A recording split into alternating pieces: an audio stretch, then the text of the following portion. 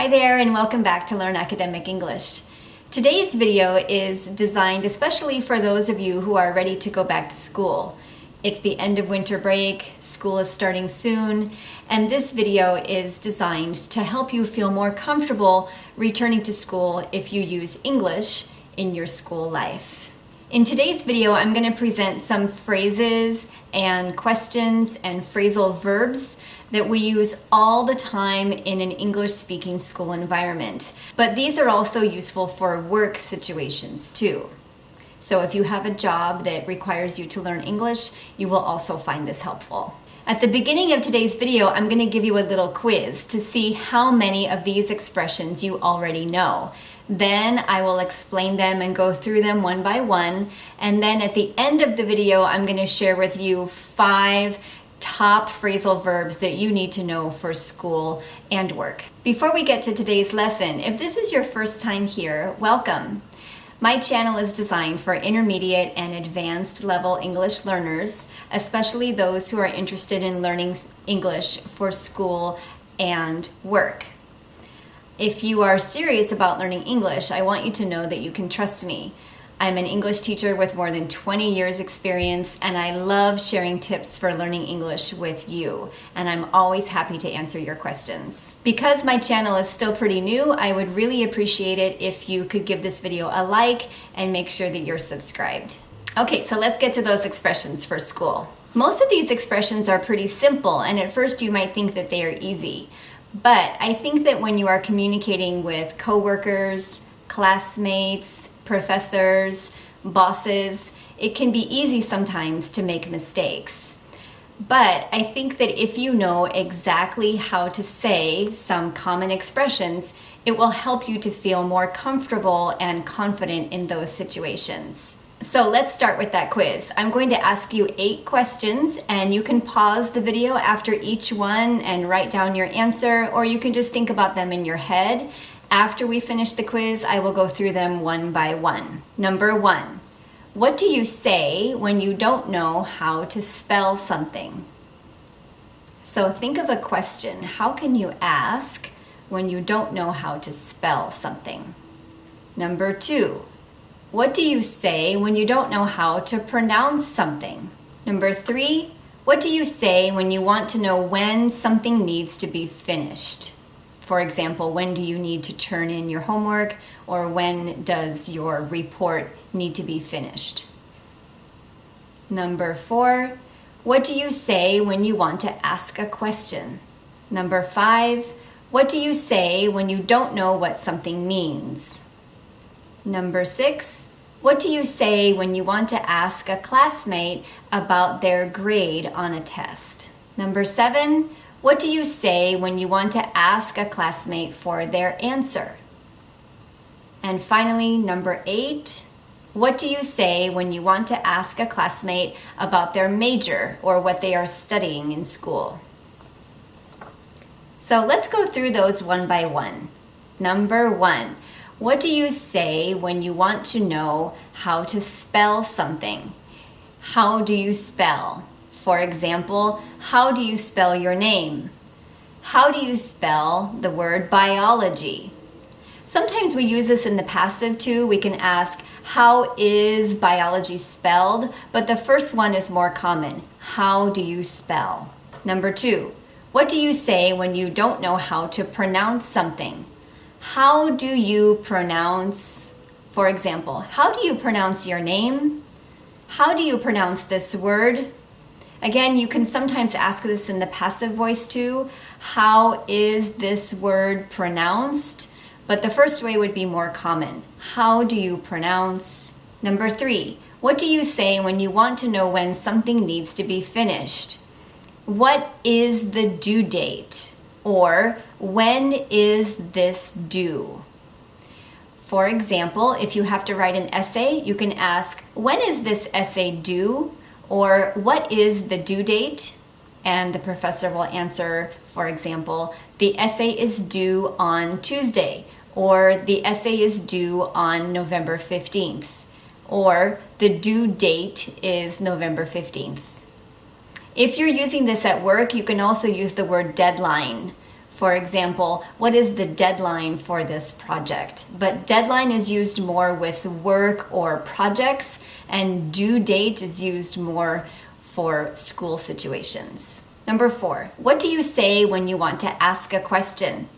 I have a question. I have a question. I hear a lot of different ways that people say this, but many of them are wrong. So please just remember to say, excuse me, I have a question.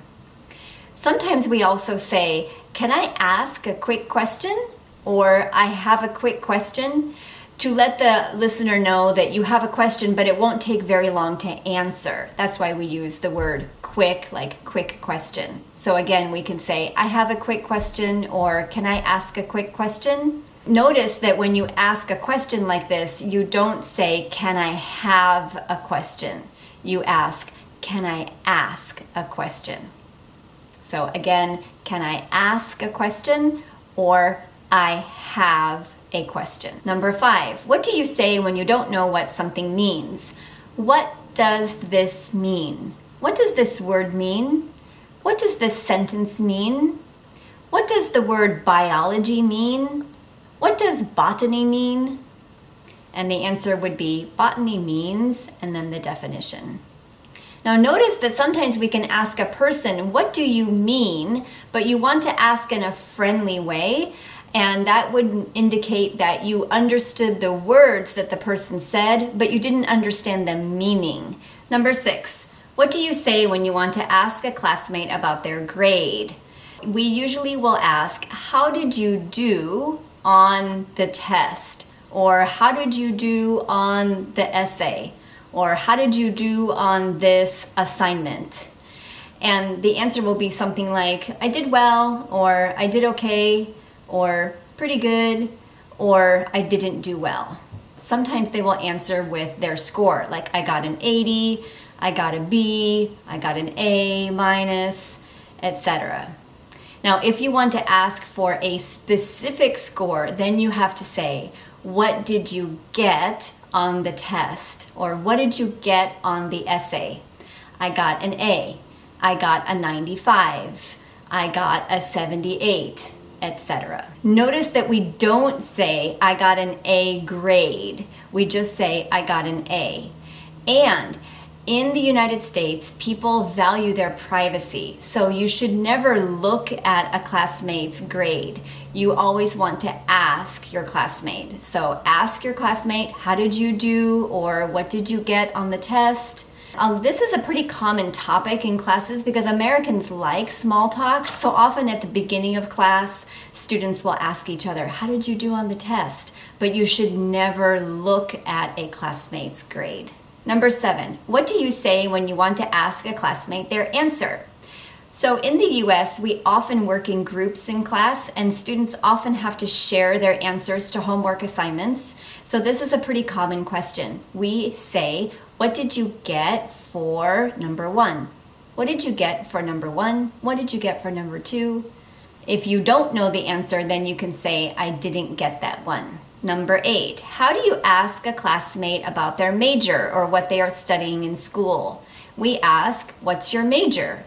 And the answer can be either, my major is, for example, my major is biology, or I am majoring in. So major can be a noun or a verb. My major is, or I am majoring in something.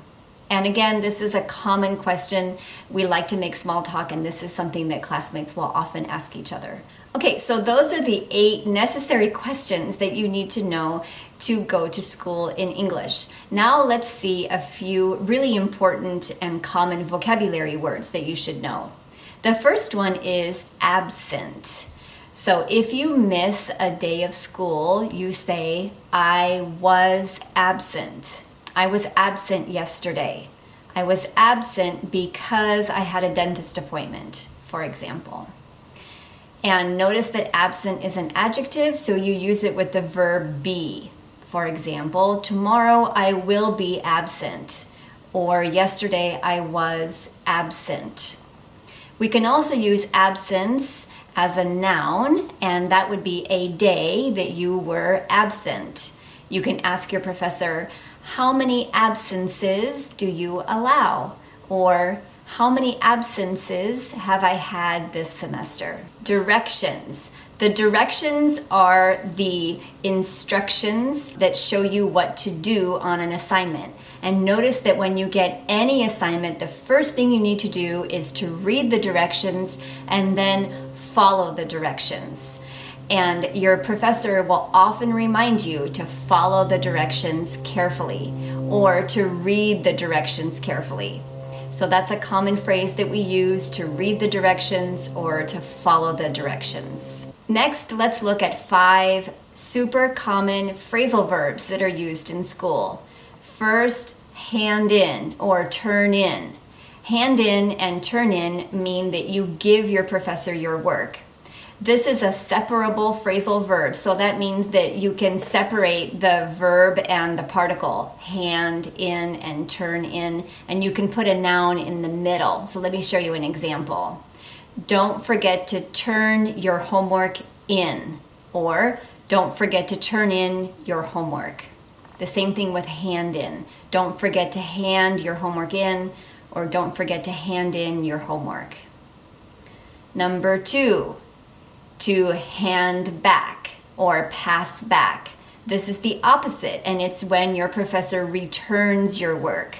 So usually you turn in your assignment, your professor grades it, and then your professor hands back or passes back your work. Next, go over. Go over means to review. So before a test, your professor will go over the chapter. Or after you do homework, your professor will go over the answers.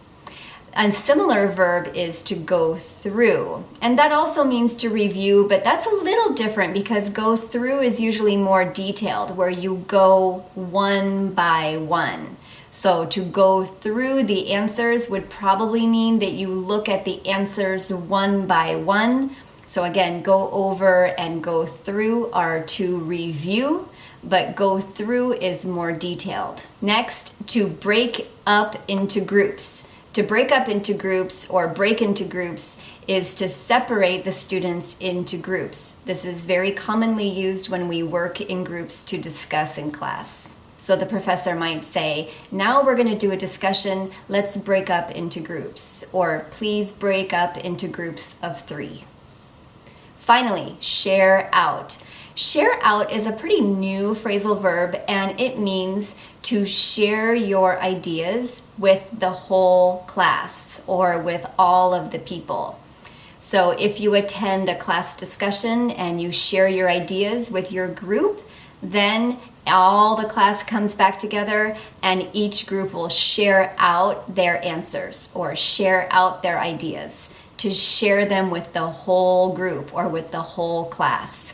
We can also use this in work meetings, like if you have a meeting and you discuss something with a small group of people, then you might share out your ideas with all the people at the meeting. This phrasal verb really just means to share, but the word out is used to emphasize that it's shared with a larger group of people. So I hope that this vocabulary helped you to feel more comfortable and confident to go to school in English, and also for any work situations that might use this vocabulary. To help you check your understanding, you can take the little quiz that I have for you in the comments below. Thank you so much. Please give this video a like if you found it helpful, and see you next time. Bye.